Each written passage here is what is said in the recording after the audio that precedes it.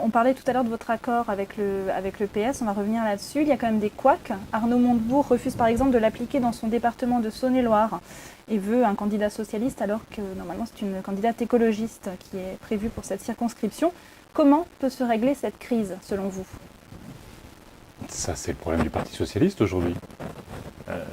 Le Parti socialiste a passé un accord, qui est un accord qui vise à avoir une coalition parlementaire, à une majorité parlementaire ensemble, rattaché à un accord de contenu.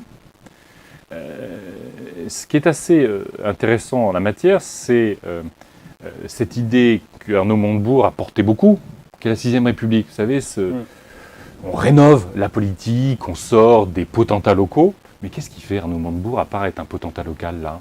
Il dit « Moi, je suis patron du département ». Il est encore député, qui quand même en termes de cumul peut interroger. Je suis patron du département, il n'y aura que des socialistes. Est-ce que c'est l'idée d'une autre façon de faire de la politique qui est de respecter ses partenaires politiques ?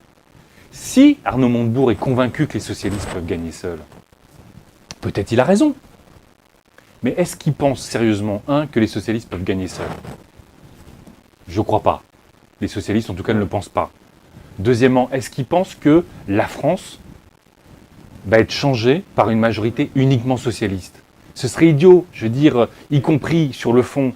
On ne va pas changer ce pays avec 50,1% des voix.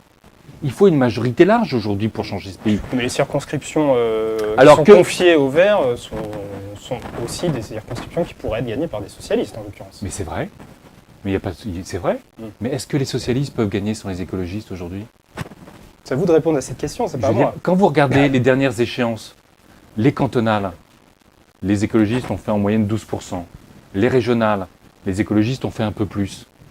Si on a aujourd'hui la plupart des départements et la plupart des régions, la quasi-totalité des régions, qui sont de gauche et écologistes, c'est parce qu'on a fait alliance ensemble.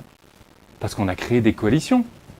Maintenant, je ne vais pas vous cacher, nous on a besoin de cet accord-là, puisqu'on est dans un scrutin uniquement majoritaire, uninominal à 2 tours.